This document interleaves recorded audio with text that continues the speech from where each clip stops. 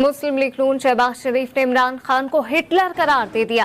कहा वो Hitler Nazi था और ये इमरान न्याजी है। इमरान न्याजी ने डिप्टी स्पीकर के जरिए लिखा हुआ फैसला गिराया। इमरान खान को गैर आईनी स्टे देने की कोशिश की गई है। शहबाज शरीफ ने कहा कौम का मुतालबा है कौमी सलामती कमेटी के फैसलों को सामने लाया जाए।